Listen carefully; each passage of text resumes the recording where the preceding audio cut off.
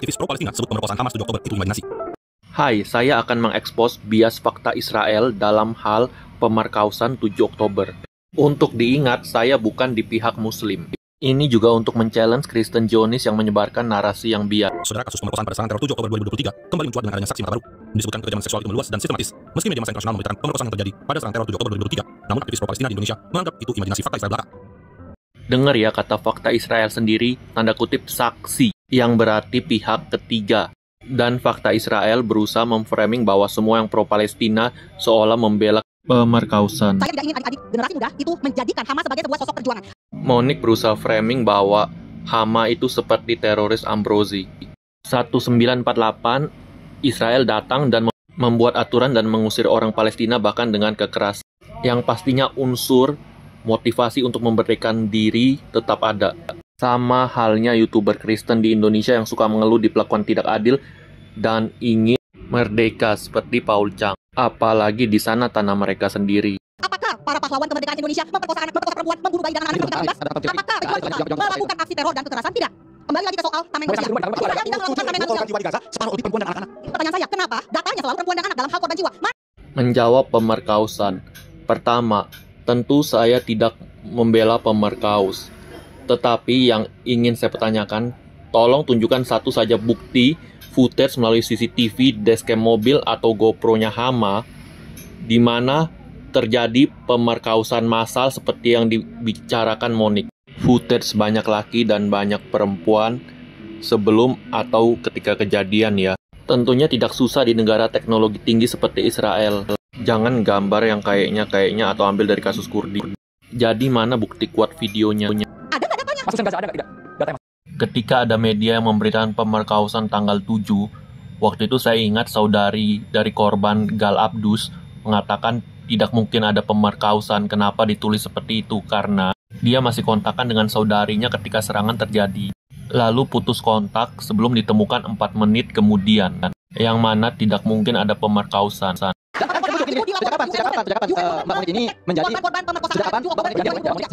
pejabat senior PBB Pramila Paten sebagai perwakilan khusus kekerasan seksual dalam konflik telah menyatakan ada kekerasan seksual termasuk pemerkosaan dan pemerkosaan massal di Israel pada 7 Oktober 2023. Information that sexual violence including rape, sexualized torture, cruel, inhuman, and degrading treatment has been committed against. Human Rights Watch juga Berita yang suka dicuplik fakta Israel kebanyakan berasal dari media sayap kanan barat. Soal video United Nations yang wanitanya mengatakan bahwa ada indikasi kekerasan seks, video itu masih ada lanjutannya di mana wanita tersebut kemudian mengatakan proses kaku mayat membuat saksi salah mengira itu adalah kekerasan seksual. That were reported were found to be unfounded.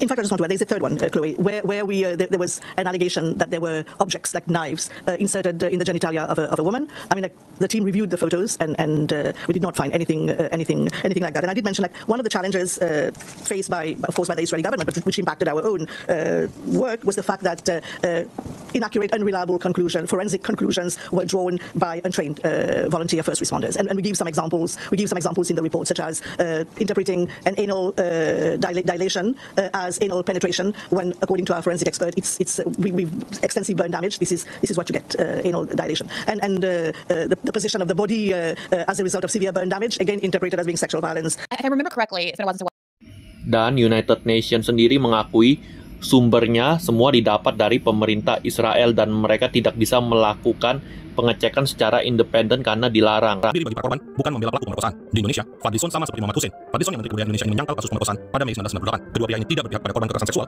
yang jelas-jelas tidak bisa menunjukkan bukti saat pemerkosaan terjadi. Saudara, pada Situasinya beda dengan Mei 98. Di Israel teknologinya kan tinggi, banyak sekali CCTV. Harusnya mudah menunjukkan buktinya. Kalau saya berada di wilayah musuh pada tanggal 8, tahu belum menang, dengan adrenalin tinggi karena tahu IDF bakal datang menyerang balik. Dan ini adalah misi besar menculik orang untuk pertukaran hostage. Rasanya tidak masuk akal jika masih sempat-sempatnya melakukan pemerkosaan massal. Saya bicara begini karena saya aktivis. Ketika akan datang berdemo ke suatu tempat yang banyak mayoritasnya, saya nervous dan deg-degan, lupakan berpikiran mesum. Mungkin Kristen seperti Andre Tunggal dan Elia Miron, Paul Chang tidak tahu, karena mereka cuma duduk di ruang ber-AC. Ketiga, taruhlah demi argumen benar ada pemerkosaan. itu tidak membenarkan IDF melakukan penyerangan, penyiksaan, mass murder selama 2 tahun ke Gaza. Meng-cancel pertukaran hostage, memancing perang dengan Iran, menyerang Suriah. Sure, teman Kristen, demi membebaskan hostage. Poin keempat, pro-IDF seperti Monique Risker, Abu Janda, dan Christian YouTuber paling jago ceramahin kita menggunakan kartu perempuan. Tapi di lain hari, mereka sendiri relax, bahkan sexual jokes atau justifikasi video seperti Monique Risker ketika ada laki-laki, bahkan anak remaja laki-laki yang ditelanjangi oleh IDF diparadein dan difoto. Hijabi bomber dicek dengan privacy sebelum kalian beralasan. Fakta Israel men-skip footage anak laki-laki yang ditelanjangi karena akan mengacaukan narasi yang mereka buat.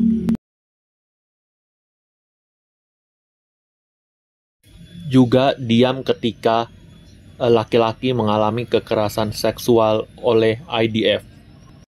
New York Times mengatakan banyak laki salah target alias sipil dan pada akhirnya dibebaskan setelah penyiksaan. Banyak dari orang-orang di Israel, terutama yang sayap kanan konservatif, mendukung pemerkosaan tersebut. Kalau meminjam argumen fakta Israel, saya juga bisa bilang dong, ini terorisme.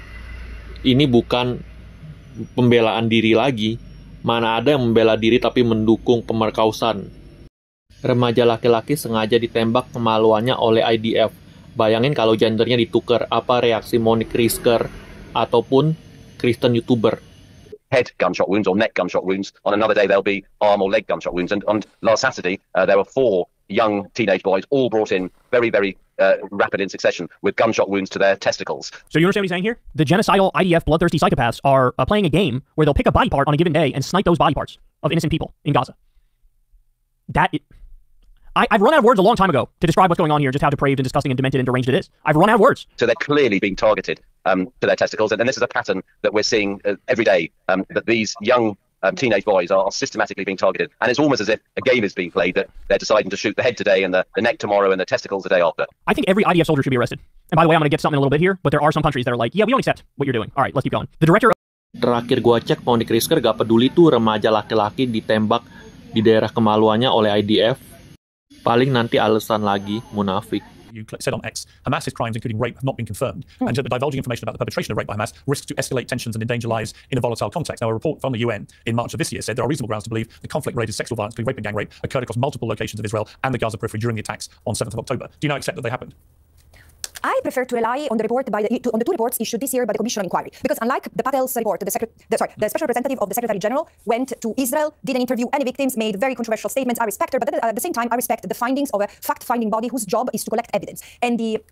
While I do not have any element, because I've not investigated allegations of rape, I have no elements to say rape didn't occur. So if rape occurred, it should have been investigated, prosecuted, and the responsible people. But the UN says it did happen. No, the point is, no. You work at the UN. Said, no, the UN, not the UN is there are political appointees and then human rights appointees, and the Commission of Inquiry concluded that there was no evidence to support the claims of gang rape. But let's assume I don't want to say anything that I've not investigated. So let's assume that rape occurred. So does it justify what Israel has done? What the reason why? No, I'm curious why, as a woman who works at the United Nations, why you would even want to have a specter of doubt about it. I've read so many because of the beheaded babies, because of the claim of beheaded babies. How many journalists, including yourself, have amplified this news and used this argument of the beheaded babies? What do you think I said?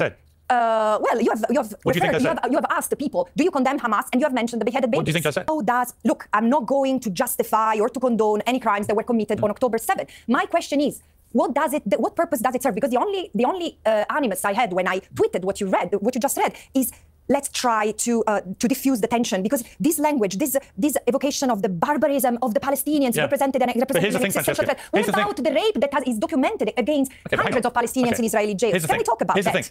Because we have evidence of this. Fine. Here's what I would say. Yang setuju bantu di-share ya, biar algoritmanya kebantu.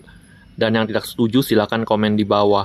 Sekalian pause, screenshot bukti meme ini untuk disebarkan. Ini Kristen sudah tidak bersuara pada penyiksaan dan mass murder di Gaza, bahkan malah terang-terangan koar-koar membela penjahat perang IDF. Jadi ingat Katolik bela Nazi dulu, mending Katolik silence. Ini Kristen koar-koar bela penjahat IDF. Gelinya merasa paling suci lagi meragukan sebagai agama kebenaran. Lihat tulisan Elia Miron, cuma yang pro dia yang boleh share. Ini mah propagandis. Saya adil ya, selain Kristen saya juga ada kritik Muslim. Berikut saya akan memperlihatkan video ketika saya mengkritik gereja Zionis dan berikutnya ketika saya mengkritik sunatan anak laki-laki. Saya datang ke sini untuk mengkritik Monique Pritzker yang saya anggap bias dan munafik soal Gaza. Tapi dia tidak datang, paling tidak saya meraise awareness kepada pemuda-pemudi 5 orang di depan saya. Karena banyak Kristen pro-warkan Zionis. Terpenting tidak ada kekerasan dan tidak mengganggu ibadah. Alasan Monique Pritzker cek bom bias. Karena cewek berburka dicek dengan privacy hanya laki dan anak laki yang udah ditelanjang di publik masih juga harus disuruh pose buat foto. IDF pelecehan anak laki dan laki untuk cywar. New York Times bilang baik laki sipil salah target merasa dilecehkan walau IDF alasan prosedur. Alasan apapun jika gender ditukar cewek Arab yang dibikinin dengan situasi sama persepsi lain lagi. Jangan ceramain saya suruh emosi benarkan perang IDF karena korban cewek. Kalau Monique sendiri buat video wajar korban laki dan anak laki yang juga jelas di internet.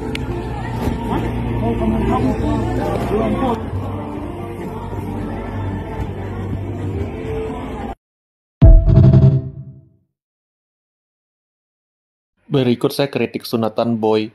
Kenapa bukan yang girl FGM kalian tanya? Kan Kristen dan feminis sudah urus protes FGM dan mengignore sunatan yang korbannya anak laki-laki.